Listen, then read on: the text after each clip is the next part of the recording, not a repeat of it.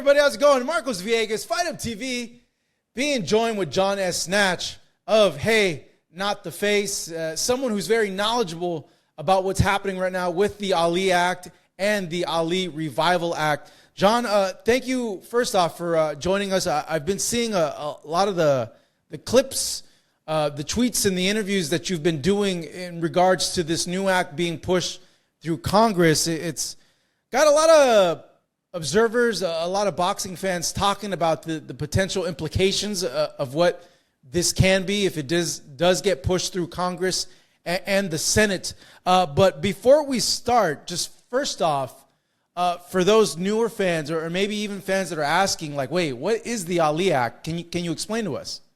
Well, the Ali Act was an amendment passed in 2000 that amended a previous bill. In 1996, they passed the Professional Boxing Safety Act, which was a bill to address health concerns for boxers about licensing, medical testing, things like that. They had a lot of problems with boxers basically using fake IDs. As you know, people that know the history of boxing know guys would take multiple fights to get purses, and they'd show up pretending to be someone else, things like that. So they passed the Professional Boxing Safety Amendment Act, but there been for decades the hope of also addressing the economic protections of boxing. And so they introduced a separate bill to address those concerns, and that was the Muhammad Ali Boxing Reform Act that was signed into law 2000, and that addressed several things. The ones that most people are familiar with is the disclosure rules that promoters have to disclose the compensation they receive for a bout to the fighter, that there's a firewall between fighters and managers, that there's also a firewall a separation between promoters and sanctioning organizations. It introduced some guidelines for sanctioning organizations, although it didn't really put teeth behind them, so they're not as used as they should be. And so it had all these other provisions. One that I think missed by a lot of people, though, is one of the purposes was to address monopolization in boxing. The original boxing congressional hearings in the 60s came out of the USA versus United States versus the IBC of New York, the International Boxing Club of New York antitrust case. Was a promotion that monopolized championship boxing and had influence with the connections with the mob. And so congressional hearings started in the antitrust committees. Well, lo and behold, decades later, they finally got to the Ali Act, and certain portions of it were directly related to trying to prevent promoters from taking over sections of boxing, monopolizing it.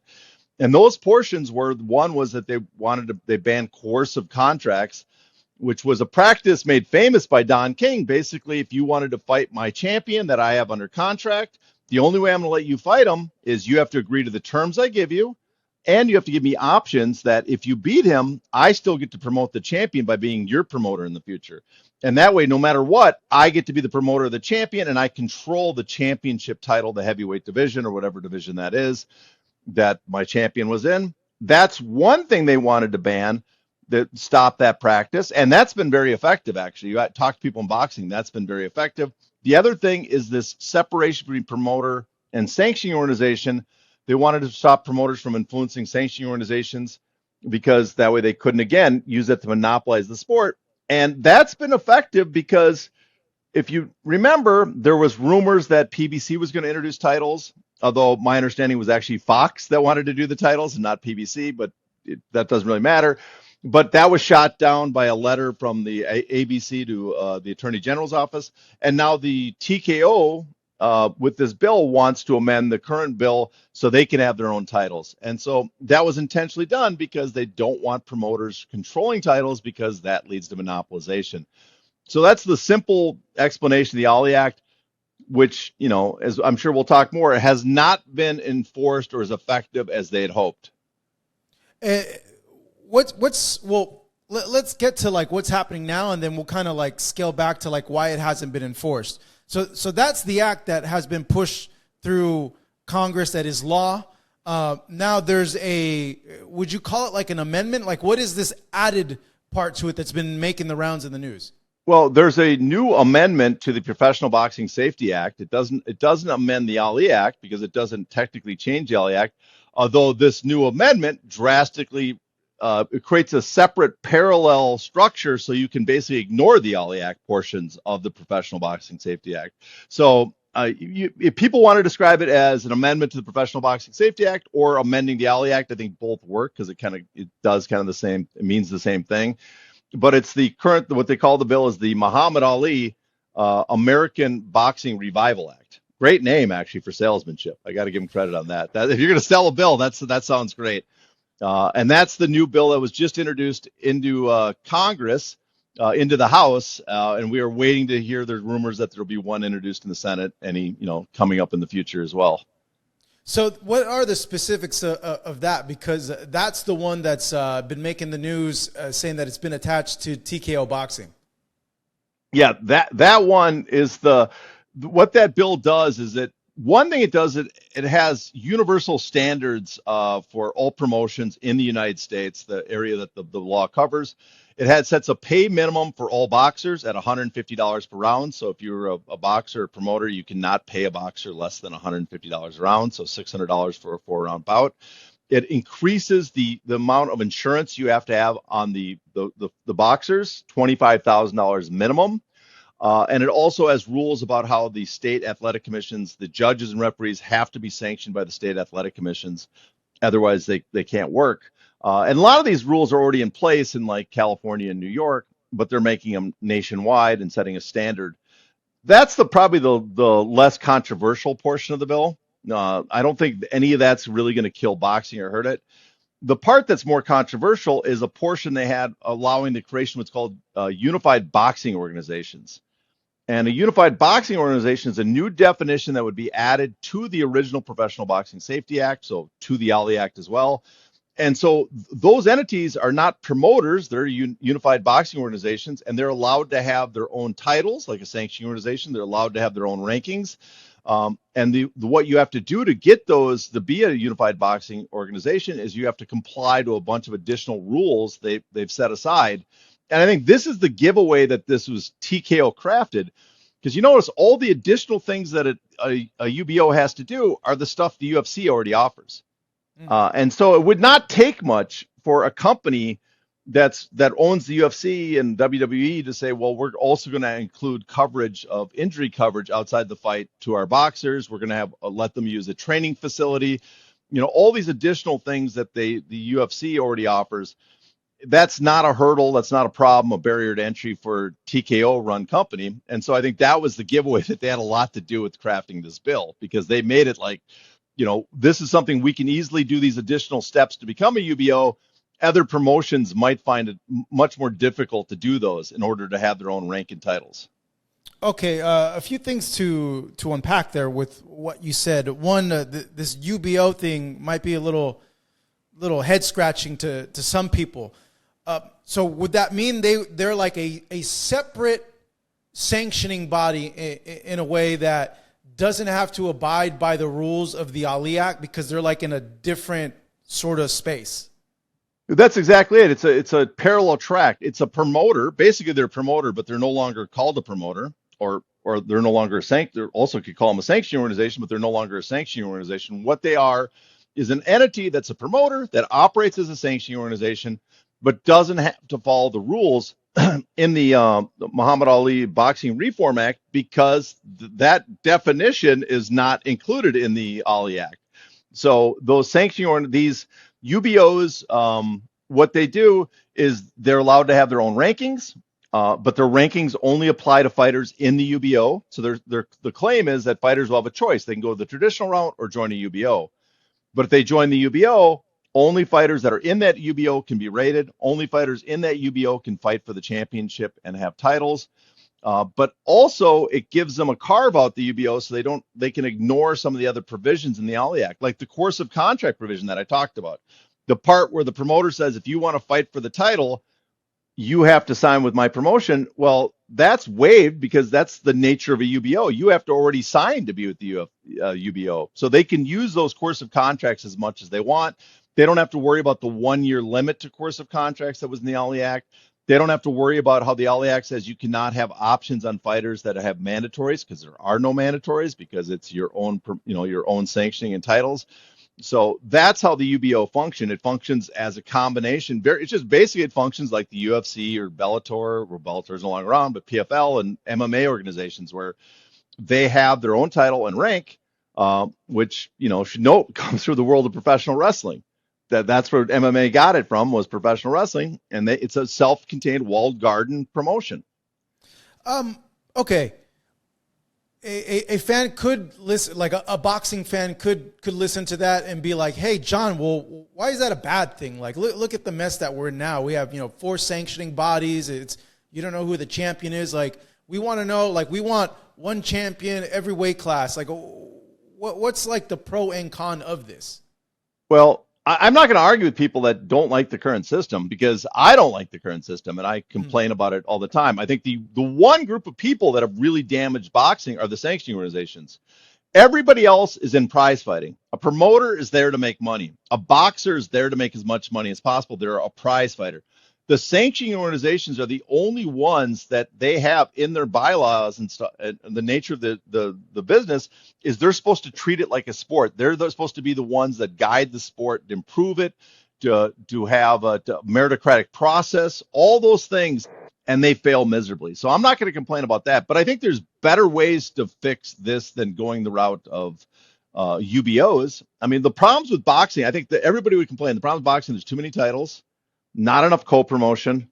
The fighters, the ranking organizations don't properly rank people or have proper mandatories or enforce their guidelines and strip fighters when they refuse to fight mandatories. Those are the common complaints in boxing. And none of those don't fight the best. Yeah, exactly. And none of that's addressed by this bill. You cannot have co-promotion on this bill because it bans it. Both boxers have to be signed to the UBO. It does not fix the titles because it introduces a new title, new rankings that are completely controlled by the promotion, so they can ignore fighters that rise to the rank somewhere else. It has no mandatory, so there's nothing to compel them. And all it does is really take away leverage from fighters. I think the way I would suggest that we fix boxing is there's many actually alternatives. One is, after the Ali Act was passed, guess what? They knew it wasn't working almost immediately. They had congressional hearings. They had a Senate hearing. They had congressional reports written. The General Accounting Office came up with a report detailing all the problems with the Ali Act and what could do to fix it. John McCain then introduced an amendment to it, the Professional Boxing Amendment Act, that addressed those complaints and introduced the lifelong dream of boxing purists in Congress for over 5 decades at that point, which was a National Boxing Commission. And everybody opposed it in the industry. The promoters opposed it. The sanctioning organizations opposed it. The ABC opposed it because it all took power away from them, which we want to take power from because those guys aren't doing their job. And also, we should note, UFC, Zuffa lobbied heavily against that bill for years to make sure it never passed. But that bill addresses the problems we talk about. The other solution, if we want one title, is instead of the ABC endorsing this bill, why doesn't the ABC get back in the business of sanctioning titles? The National Boxing Association, which was the forefather to the WBC, was all the athletic commissions crowning the champion. The one champion era was the athletic commissions crowning the champion. But when they left it, because you should get Kurt Emhoff here to give you the long explanation of why that happened. But after they left it, the crowning champions, that's why we have this explosion of sanctioning organizations. So if we want to get back to one, not a UFC promotion, but one UFC sanctioning organization where fighters compete for one title and all the fighters after that, but promoters compete for fighters, increasing pay, then ask the ABC to start sanctioning and crowning champions themselves again. Because right now, the situation in MMA, which boxing could find themselves is boxers don't compete for titles. They first have to compete for promoters that will let them fight for titles. And that shifts the balance of power, I think, too much in the hand of promoters. Okay, with that being said, how will this affect boxing, and how will this affect the fighters, both good and bad? Well, the good is that, well, I guess the first way, it might not affect them much at all because it depends on what TKO Zuffa Boxing does. The theoretical way this works, the why this bill, the Ali Act, had the rules it had is because this led to monopolization. And if TKO wants to, with vast amounts of Saudi money, I find it hard to believe they cannot monopolize boxing. Is people, outrageous as that sounds, people are like, no way, boxing's been, splintered. There's no way to control boxing like any other sport.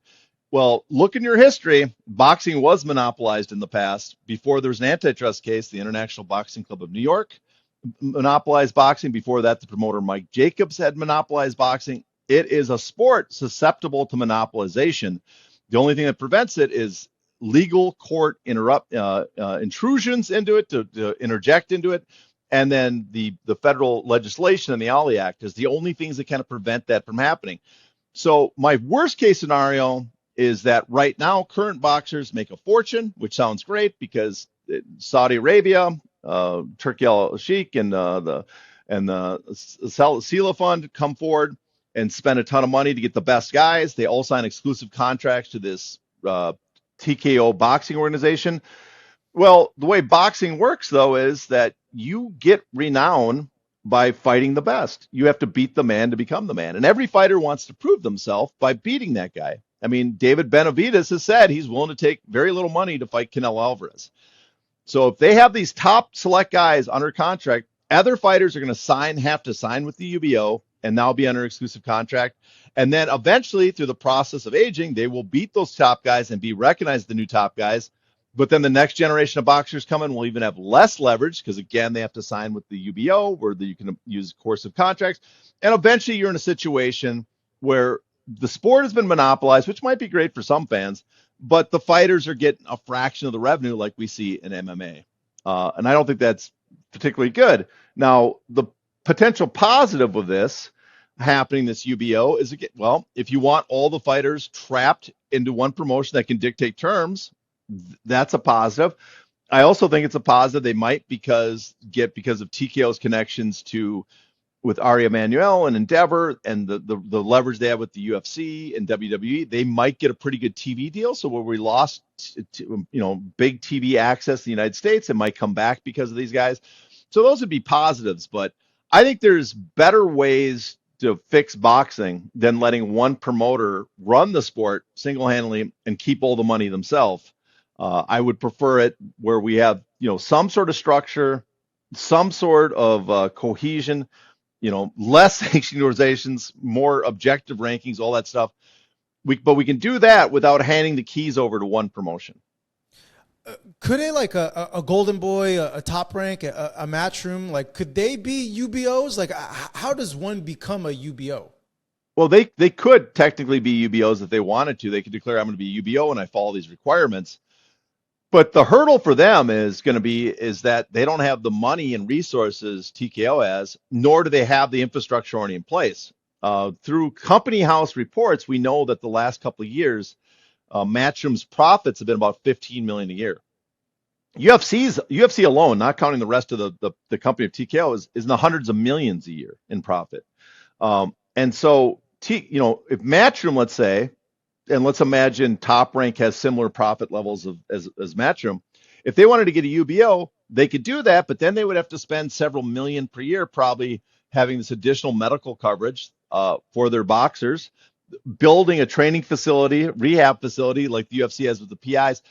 Their profit margins are already low enough, and you'd be asking them to cut greatly into it. So it'd be a hurdle that some of these promotions, I don't know what the current financial situation is for Golden Boy, but that might be too expensive for him to make that leap into being a UBO. And so that's why I think this bill was potentially designed to make it harder for other promotions to follow the same path, and that TKO will have an advantage over everybody else by being a UBO. But yeah, technically everybody could become UBOs. And my worst case scenario, one of my best case scenarios I'd love to see is the other promotions, because they now realize, it seems, what a threat this is to them. They start working together and putting on a better product with more co-promotion, less direct competition the night of, so there's more viewers for these events. That'd be great. My worst case scenario is, what if these other promoters get together and just make one UBO together? Well, then we're in a situation where we have fighters signed over to the TKO UBO, fighters signed to this other UBO, and they're trapped in those contractual situations where they never get to meet. It's the worst of the HBO Showtime wars years ago.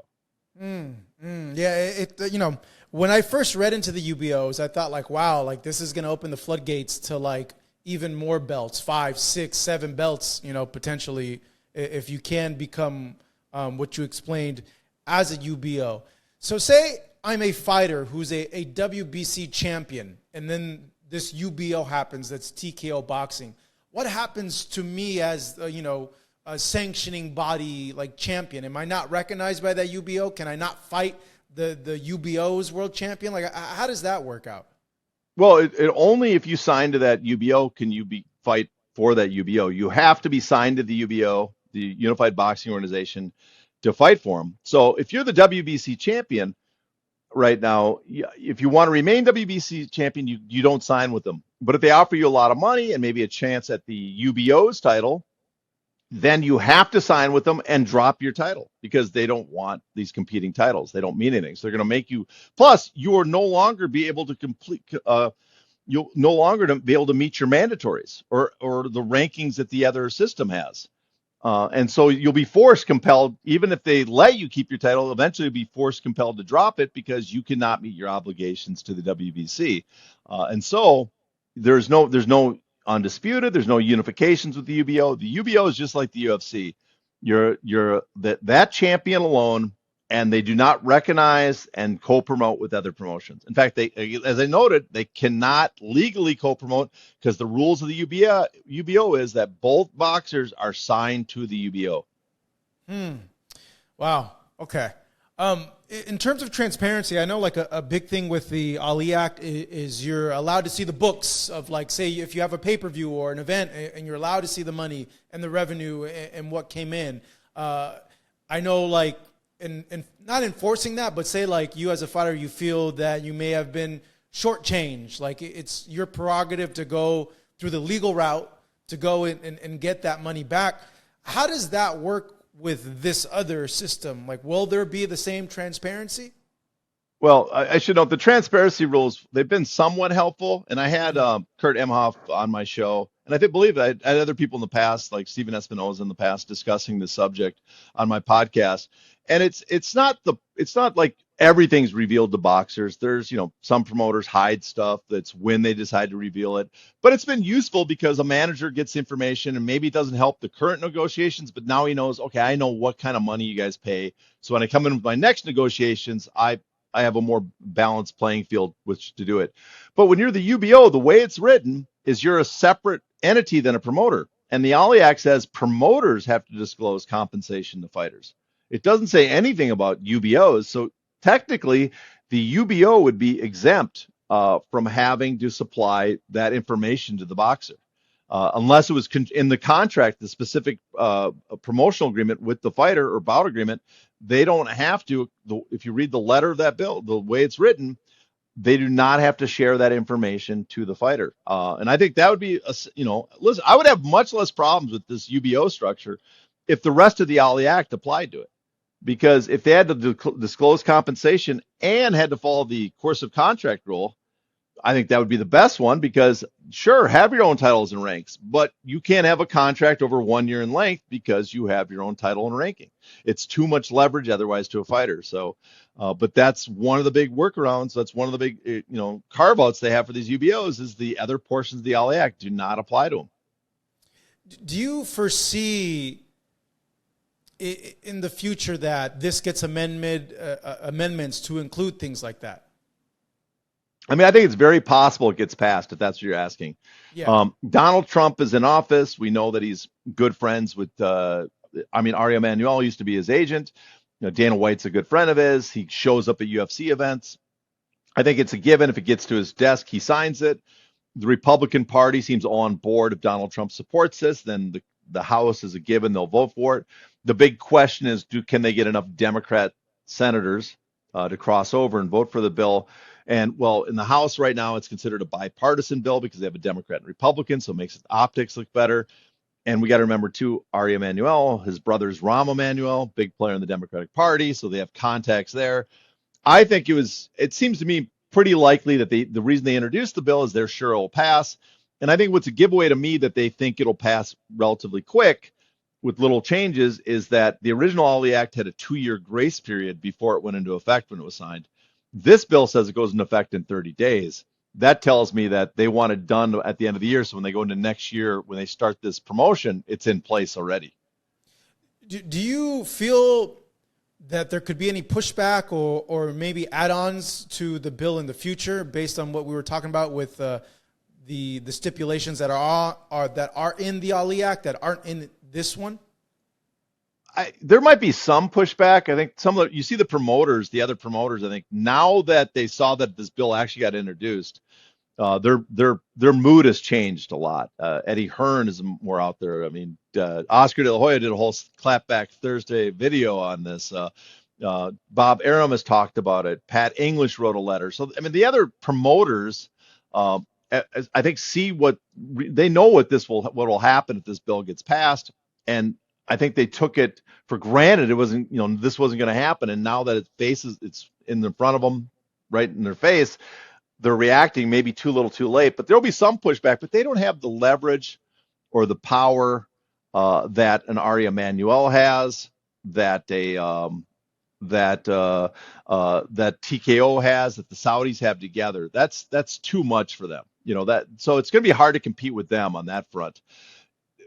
Fan base too, it's a few hardcores are interested in this. I don't think there's going to be like an upswell of public opinion. The boxers, just like MMA fighters, they're generally, they're fighters. They're not sitting there thinking about the long-term health of the sport. They're thinking about cutting weight to make weight. They're thinking about their training. They're thinking about their current situation.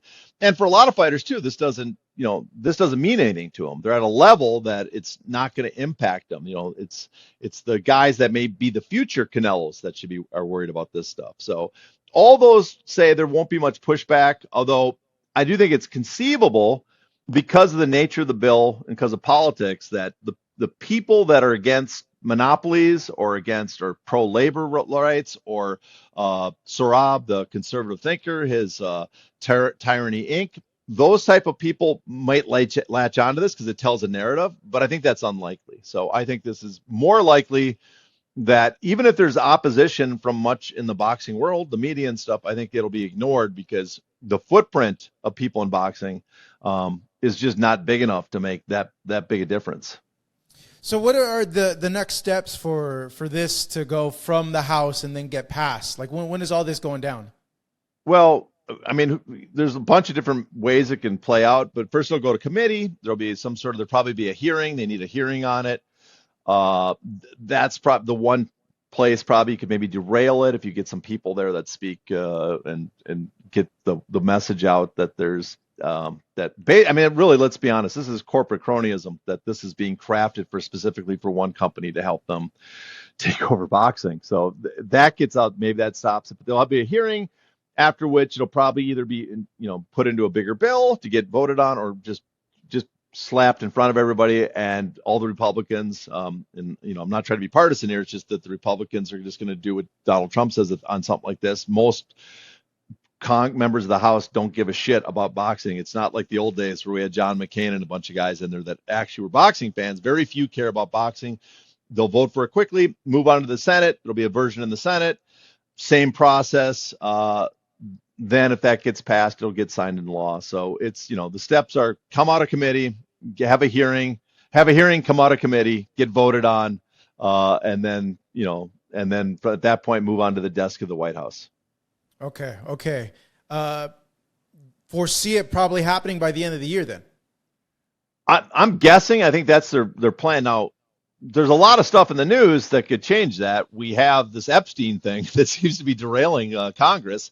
So it might, destroy any momentum on any minor bills, including this one. So, but my guess is they would not have introduced this if they did not think they could quickly get it through to a vote. And again, that 1 month period is the tip that tells me that they want this done relatively quick so they can use it for next year. And plus they need it. Next year is the rollout of their league, the air quotes there for Dana White.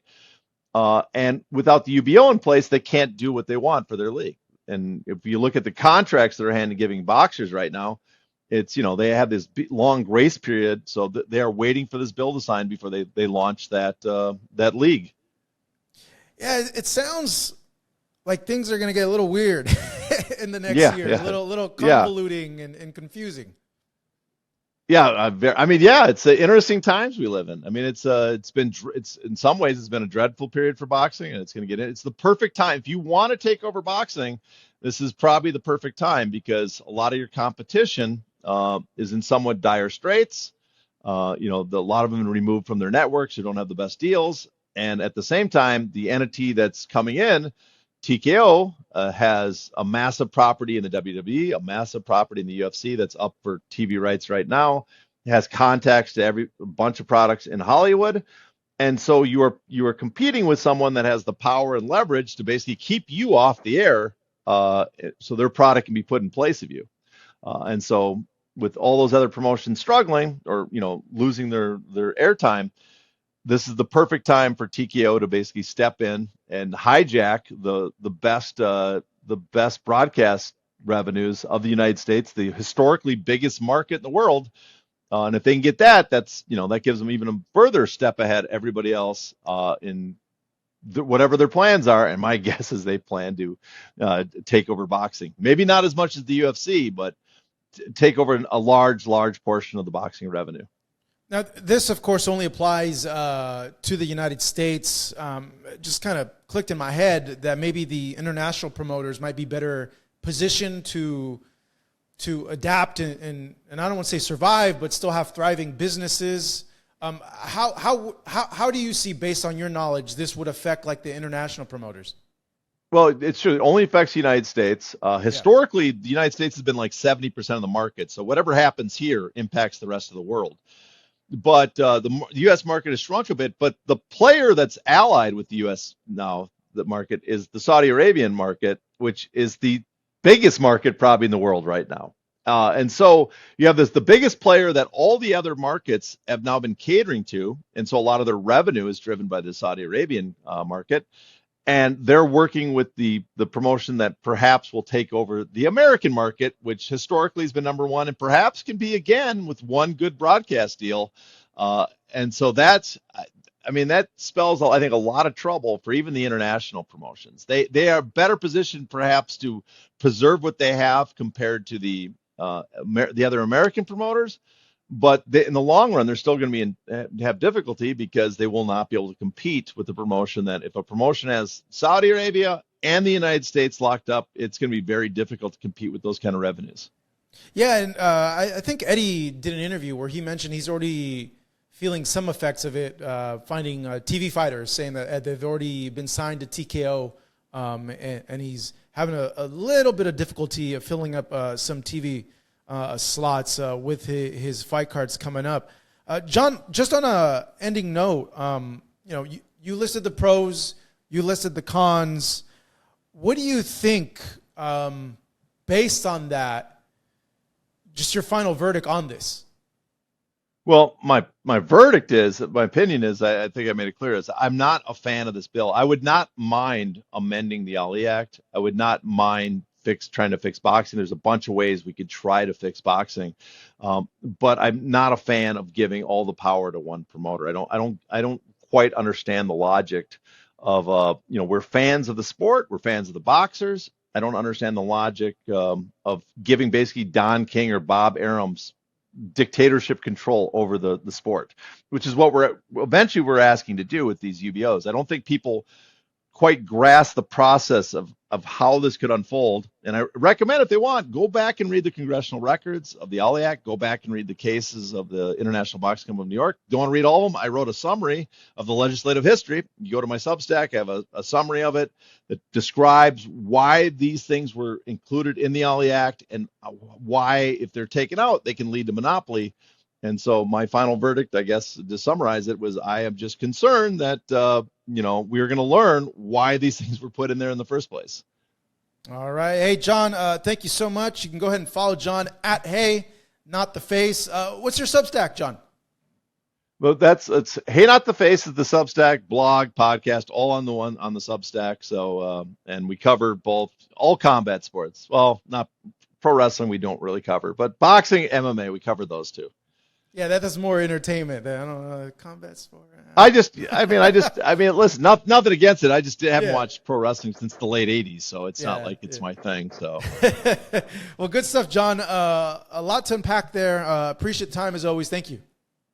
well, thanks for having me on. This was great. Now we are being joined by Hall of Fame promoter Lou Dibella. Lou, this new Muhammad Ali Revision Act being brought to Let me forth. stop you right there. Yeah, My yeah. first objection to the act is they shouldn't be calling it the Muhammad Ali anything, Mm. because this particular act is not about the fighters. It's not. It's about allowing TKO, as the entity that really is lobbying for these changes, um, to in effect be a sanctioning body, give out the belts, as well as running the promotion. Um, I don't see, I mean, there's a couple of things in there, like some ridiculously low, stupidly low per round minimum to pay professional fighters. I want to say it was like 150 a round. Yeah, I mean, 150. that protects nobody, and it's actually egregious, because a fighter could fight 100 professional rounds in a year, which is right now unheard of, and do the math, make $15,000, be living below the poverty line, and need to get state or federal assistance. So that's stupid. I mean, it's not an Ali act. It's an act that allows in effect, a promoter to be a sanctioning organization, and it's also written in a way that makes it very clear that it's favorable to TKO. So I don't think it protects fighters. I think if people are astute and they're talking to fighters, or fighters are astute and they have good lawyers, or they're reading the act themselves, they would see that in all probability this act will hurt the superstar fighter, who will not have the market leverage he would otherwise have. Interestingly, it may not hurt the run-in-the-mill fighter, the guy that right now is struggling to feed himself, because this thing requires, if someone is going to be their own sanctioning body, they have to provide medical coverage, training facilities. Um, Historically, the UFC and the WWE, with respect to people that tour with them and perform for them and aren't stars, those people can make ends meet better than the lower level guy in boxing. So I don't know that this model that TKO will put into place is going to hurt everybody. I'm not saying it's going to hurt everybody, but this is not an act designed to create a fair playing field, nor is it an act designed to protect fighters. It's an act designed to allow a new paradigm that TKO, which is the same people that run UFC and WWE, in this case, they'd be doing this, making this endeavor with Turkey Al Sheikh's money, behind them. But this is to allow them to have their kind of business model that they want to institute. Now, here's the interesting part. As much as I think this law sucks, it shouldn't be called Ali. It should be called the TKO Act. It doesn't protect fighters. I'm not going to contribute to the people getting on phone calls to try to defeat the act. It's not for me to defend fighters, particularly fighters that fight once or twice a year or two, and it's not for me to want to protect the existing system in boxing of four ratings organizations and between 4 and 8 and 12 world champions, with interim titles and super titles and whatever. The existing system has failed, and it doesn't deserve to be protected. I'm not overly concerned with the fact that this is going to tear down the existing paradigm in boxing, but I am concerned about the fact that it's giving an awful lot of head start, an awful lot of advantage to TKO. Maybe TKO can pull off something that the powers in boxing during my time were unable to do. And that's to pull the whole thing together, have proper governance, make good fights. I think it's going to take, no matter what, call it 3 to 7 years to really change the system, to really weaken the organizations, maybe for a new organization to be able to take hold and become a dominant force. I don't think the old system's going down overnight, but for the most part, no one's in a position to compete favorably with TKO, with the Saudi money behind it. I mean, they're in a very good position. to try to make a real statement. I think that the fact that they're timing for beginning their whole thing. Right now, they're out there leveraging WWE and UFC properties to get some, in the course of making their new deals for those properties. They have a whole lot of power. They're going to get some boxing dates. This thing is probably going to get rolled out there in 2026. And their introduction to it is going to be Canelo against Crawford without a pay-per-view fee attached, promoted by these guys on Netflix. And that's not a bad way to start promoting your product. They're certainly in an advantage situation. This law certainly makes them more advantaged. And no, I don't think it helps fighters. I think it's horseshit to call it a Muhammad Ali Act.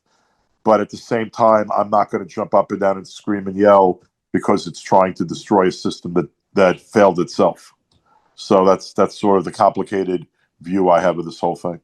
Okay, given that then, that the system in place is no good, it's rotten.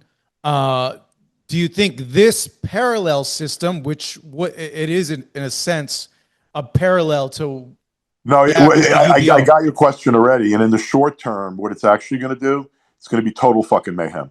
And How so? There's going to be even more belts. None of the four organizations are going to go away. Mauricio and all the other organizations are correctly reminding people that they're global organizations. TKO is not going to actively start promoting in the Soviet Union and in really Eastern Europe. That's the former Soviet states. There's a lot of room there to give out belts. There's a lot of places that are going to be slow in transitioning, and the ratings organizations are not going to die overnight. They'll streamline. They'll cut a lot of fat. Certain people will lose their gigs. Less money will be spent by the organizations in certain ways. I don't think they're all going to die overnight. I think it's going to be a process. But in a world which the most powerful promoter is going to create its own belts, why is anyone going to allow the sport to be, why is anyone going to support four separate organizations supporting four separate champions? And also, at every stage at which the title is unified, there's an opportunity sort of to get rid of the bodies, because you simply could say, I have the guy, and here's the guy. Now I'm going to make the fights, and you can go give out those belts elsewhere, but I have the guy. And if you have the guy and you have the TV dates and you have the economic backing, the UFC's done a pretty good job giving out its own belts. And I could say this, the four ratings organizations done a pretty fucking terrible job of taking care of the sport, minimizing the belts. Everything's been a money grab. Interim belts being contested when there's a regular champion is happening every fucking week. Now it's been happening for years. Explain that shit to me. The ratings organizations have no legitimacy. When you have too many champions, you have no champions. And if they get most of the TV and they crown their own champions eventually, that champion's going to have the perception of being the guy. It's going to take a while. I don't think they'll be the only game in town. I don't think everyone else will be put out of business. There are some resourceful people in boxing. There's always an opportunity for a resistance or a second or third tier challenge to the dominant force. Unless these guys really, really, really fuck up, I don't see how they're not going to be the dominant force in a few years. Particularly if the Ring, Turkey, the Zone, they're all part of this effort. If these guys can keep that working group together with this new law and the shit show that boxing has been for a long time, I think that in the short term there'll be more champions, there'll be even more mayhem, but it's unsustainable. And if these guys are able to leverage UFC and WWE into TV and streaming deals, they're able to keep through Turkey the big names satisfied and in the fold somehow, while developing new talent that's being prepared for a new world with sensible purses and a sensible route up for a developing fighter. These guys have a great opportunity to make something happen. Yeah, so it sounds that in a way it could be a potential reset, but also too, like something that from what you said is you feel at this point, in your personal opinion, this is not good for the fighters? I know there's things added on there with minimum Well, it purses, depends who minimum the fighters. I insurance. mean, you can't just say it's not good for the fighters. I mean, Yeah. is it good for boxing that Jake Paul has a complete control of women right now, for example? No, but it's probably good for the women because if he didn't, they'd be all fucked right now. I Mm. mean, is it good for the fighter? What I mean, on one hand, is this whole new Ali Act and all this shit good for the fighter? No, but Turkey's behind it. Let me ask you a question. If it wasn't for Turkey, right now, who'd be economically supporting boxing? Right? So, I mean, in the United States of America, there's no motherfucking television anymore. None. No one ever would expected this. Everyone's out of business with respect to boxing. And honestly, in America, no, not a fucking person who's really tied in with pop culture, not anybody on the street, no one that you know who has nothing to do with boxing knows what the zone is. Not here. Elsewhere in the world, yeah, where they have soccer rights and they have other rights elsewhere, yes. But in America, the zone doesn't really resonate. And by the way, this Ali Act only affects fighters in America. It doesn't apply elsewhere. Mm. So it's going to give them a tremendous advantage in rebuilding boxing in America. Well, right now, who else is in a position to rebuild boxing in America? Right? So, you know what? I'm gonna like withhold some of my judgment. Do I think this act is an Ali Act? No. I think you're it's an offense to Ali to call it an Ali Act. Do I care that much with respect to what it does? Am I completely upset by it? I mean, I'm upset by the whole state of boxing. I sort of think a reset is necessary. I've been saying for 2 decades that boxing needed, in effect, to flush out its system. It needed like an enema. It needed to be completely cleaned out. This isn't cleaning it out. This is creating potentially another rigged system, but it may be creating a rigged system that at least is more rational. One champion is more rational than eight, right? In a sport that has been totally unable to govern itself, these people are being given a much greater opportunity by this new law to govern themselves. Now, that will hurt potentially a couple of superstar fighters, but it may overall help the health of boxing. Time will tell. The other thing is, I think there could be some resilient competition to these guys. Let's see. I think competition is always necessary and a good thing. I don't think Dana and Nick and Turkey are the geniuses with respect to boxing that they believe they are. I think they are in a great position to do some big things. Do I think they are in a position to completely control everything? It's very hard to control everything in the wild, wild west, particularly globally. So the answer to that question is really no. Just using your perspective and your foresight, like, where do you think boxing is if this passes? And I'm hearing from a lot of people that they're confident that it will pass, given It's the definitely going to relationships. pass. It's Yeah. definitely passing. Yeah. Where do you think the sport's going to be in like 5 years, 7 years with this new? I mean, I would think the dominant promotion prior to 5 years from now, but certainly within 5 years, the dominant promotion in the world will be this combination if it still exists. If there's still a Zuffa boxing backed by, that's really the UFC, the TKO guys, backed by the Saudi fund and Turki Al Sheikh, who's clearly a gigantic boxing fan and has a great desire to be the dominant force in boxing. If they're still doing their thing in 5 years together, I think they're going to be the dominant promotion worldwide. I don't think they'll be the only promotion. I think the promotional part of the reason why I'm not like I've really gotten rid of my stable and I'm not looking to promote any more shows per se is that but all the guys that were criticizing people saying you're a promoter for hire or this or that, every one of these motherfuckers is now a middleman. And it's really some of the smaller guys that are doing more creative things than the bigger guys. The bigger guys are middlemen to Turkey, they're middlemen to the zone. I don't believe TKO is going to create a lot of middlemen. I think they're going to eliminate them. I think I think that a top fighter or a top prospect is going to need advice. I think they're going to need a someone in an advisory capacity. I don't care what you call them because the present system of promoter and manager, now that everybody's pretty much a middleman, you don't need all these layers of advice. Now, a fighter, particularly most of these kids are not educated, haven't gone beyond high school. Yeah, they need seasoned, smart people representing them and looking at their contracts and advising them. And maybe in some cases, helping them promote themselves until they get the kind of offer they want elsewhere. Right. But that being said, I think the promotional business as we knew it is dead. I think managers taking 30% and not investing in their fighters are going to be dead. I think that the system of boxing that I was raised in and became a fan in and worked in for 35 years is dead. I don't think boxing's dead. Because boxing's very alive, but the lines between a Jake Paul and a real champion are gone. The lines between a goof who doesn't fight but once in 2 years and an active champion, the line is gone. The line between an influencer and a real athlete is gone. The independence of the fucking press is gone in boxing.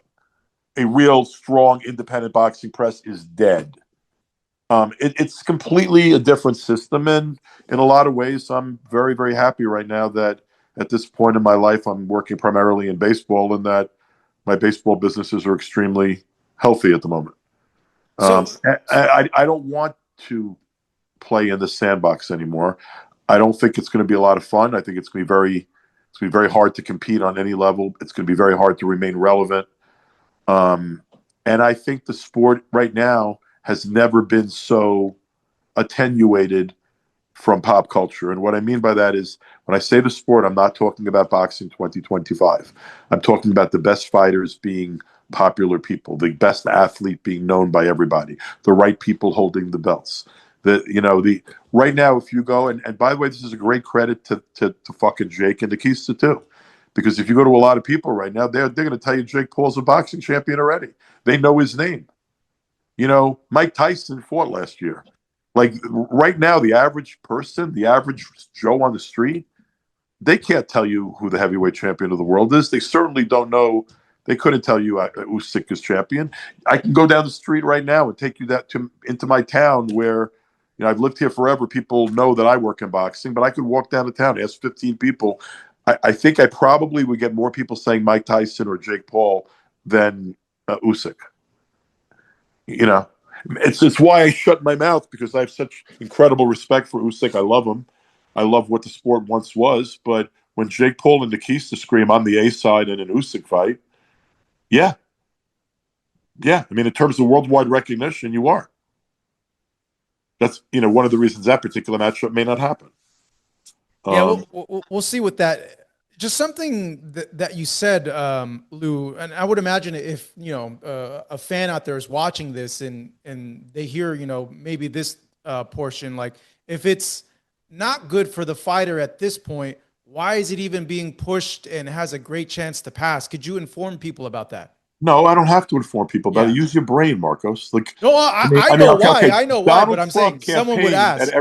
Donald Trump campaigned at every single UFC show during his presidential run, and showed up at a couple of WWEs too, probably, I believe. I don't remember correctly, but I know he was at every UFC event. One of his best friends is Dana, and those guys supported him, helped him get elected. He could get whatever the fuck he wanted through this Congress. But, by the way, UFC and WWE generate revenue for cities. So it's not only the Republicans that are going to vote for this bill. In cities that or states, the state of New York, where WWE and boxing are rolling into several, and UFC are rolling into several venues in California, Nevada, Illinois, go through the plan. There's a lot of politicians that are going to say, fuck, TKO's trying to pull boxing together into something bigger. They generate revenue for my home, whatever. This thing's going to pass. And by the way, there's another fact. What I fucking said earlier. You think that anyone out there thinks that the existing system in boxing's been so wonderful it needs to be protected? The answer is most people don't feel that way. And there was a chance. It's a shame, though, because this is not what John McCain intended. Yeah, I know. There was a chance to fix things, right? Like the year after McCain had proposed Well, there was something. a chance to fix things, but the truth of the matter is even McCain, Patrick English, who helped McCain also when I was helping McCain with the bill, and there were a lot of other people that put in their advice because they wanted to see this work. But I think all of us knew that eventually there needed to be a national boxing commission to oversee the sport, or a national combat sports commission, in order to really protect health and safety, in order to really enforce the Ali Act, to put some teeth behind it. And even though there were hearings, there was support, there was some bipartisan support, there wasn't enough support. And the reality is, I even understand that, because the federal government can't fucking run itself. So is it going to run boxing and wrestling and MMA and all that shit? Maybe, probably not effectively, and probably not without politicizing it and fucking it up in a different way. So it never really happened. But the Ali Act was always a deterrent. But come on, you can't make believe there's an Ali Act when the people giving out the belts and are the same people that are setting the purses and running the whole thing. Yeah, And let me ask you about that point, Lou, because I know these UBOs in essence are like its own parallel stop with system. UBO, UFO. It's all bullshit. But You're allowing a promotion to become its own ratings organization. yeah, so I'm not using fucking UBO or this bullshit. Okay. that in essence takes the transparency of, you know, the gate and all that to the fighter away, right? No, there's no. Well, how much transparency has there been anywhere? Since there've been these exclusive contracts where a promoter gets a pool of money, like you got 80 million from ESPN, divvy it out as you want. Where's the transparency to the fighters there? Where's the transparency? First of all, most of the promotional companies now are not even in the United States. The powerful ones, the ones dealing with Riyadh season, are not operating in the United States. So the Ali Act doesn't even apply, right? And then so it doesn't apply to Matchroom for non-U.S. fighters, for fights not taking place here. It doesn't apply to anybody else. It's an American act, right? So I mean, when the people that are saying that it wasn't that effective, they're not lying, but it was a deterrent. And it was certainly a deterrent with the threat of civil litigation in the United States. But it really wasn't policed. I'm not all like, this guts it completely. It's sad to me, but the whole state of boxing sad to me. And maybe if it collapses completely, in my mind, there's a better chance to reset it and create something once again where a champion's a champion and that champion's known around the world. I want to see some construct of boxing where the heavyweight champion of the world's the baddest man again. I want to see a champion in every weight class that's recognized around, the world. I want to see something better than we've been giving people. And do I have full faith that Dana White and Nick and Turkey could do that? No. But I'll tell you what, the existing system had an opportunity, and the existing guys, King and Aram, and then later me, and as part of that mix, and then Eddie and Frank and Oscar and everybody else now, the fucking thing's one whole shit show, and everyone knows it, right? And no one assumes that there's credibility with judging. There are bad decisions regularly. The judges are still beholden to ratings organizations. There's still 4 to 8 to 12 champions per weight class.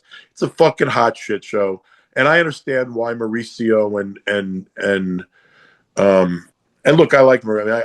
I have friends among the organizations. There are some good people in those organizations that love boxing. There are also some pieces of shit in those organizations. But there are some good people in those organizations that run boxing. But do 4 organizations have a right to run contemporaneously with regular champions, interim champions, super champions, conventions that you're rewarded for making contributions and underwriting shit, judges that feel like they want to follow the agenda of who creates the most sanctioning fees for the organization? That fucking system sucks. It sucked for 2 generations and more. It's been collapsing for decades by its own corruption and co-optability. So I don't give a fuck about protecting that. I don't. And that's going to piss off a lot of friends of mine in those ratings organizations. But you know what? I've said it to their faces. This existing system isn't worth protecting. Now, is this new bill rigged? Yeah. But you know what? At the moment, on a personal level, that's not something I'm going to spend a lot of personal equity fighting, because I'm not that interested in protecting the old way either. On a final note, Lou, when you look at this and you look at the current landscape of boxing, like boxing's like it's in a really, in terms of like the fights we've been getting, I feel like it's in a better place than we were maybe about like 5-6 years ago. But I don't agree with that, man. You don't agree with that? No, I don't agree with that. I think it's about the same. When About there's the same.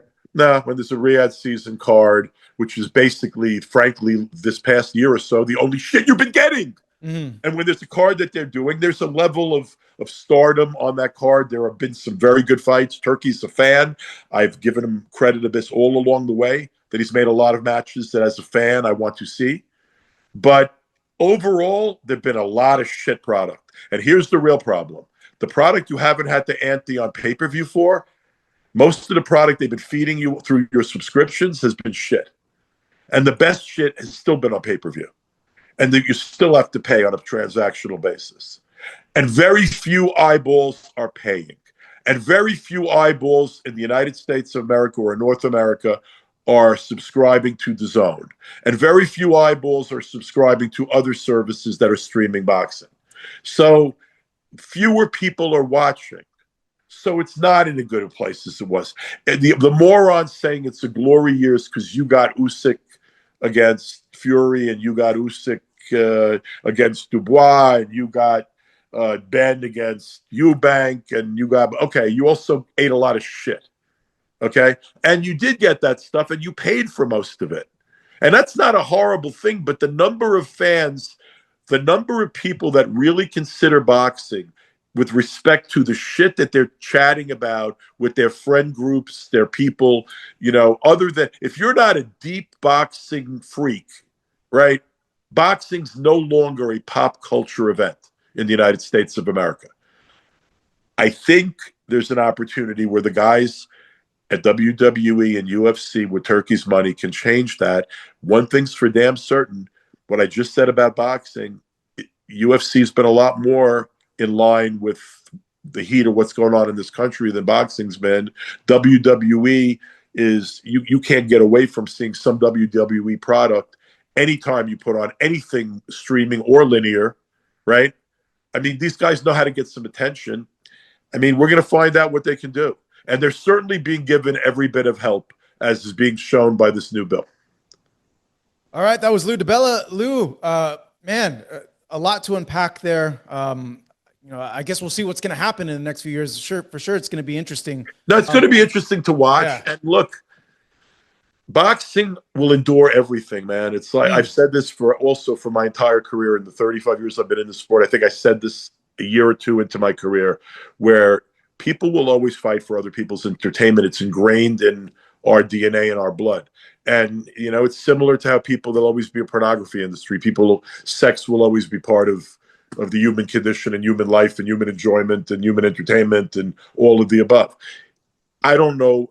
I don't think the sport I grew up loving exists anymore. I'm not in love with the sport in 2025. I'd like to see something happen to the sport to make me love it again. Yeah, you know what? Just a side note on that. I'm glad you said that, Lou, because I know how much you love boxing. Like I remember seeing you at the Hall of Fame and how much that meant to you and how emotional you got when I talked to you about it. So like hearing this from you, like a part of me is like, damn, like Lou's very jaded. And like, it's like, man, I know Lou loves boxing, but like when you say like, I don't give a fuck, like, it's just kind of like, man, I have to do that right now for my mental health. And yeah. When I say that I don't give a fuck, I give a fuck, but I'm not going to let it get me sick. I can't bring back the past. On some levels, as we just discussed for about a half hour, the past doesn't deserve to come back, right? I want to see things get better. Am I confident now they will? I'm not, but I am confident of one thing. We were heading on our own to a horrible place. We had weakened and diminished our own product to the point that we allowed the emergence of Turkey. We allowed the emergence of Jake Paul. We allowed the entry of Nick and Dana and TKO. And you know what?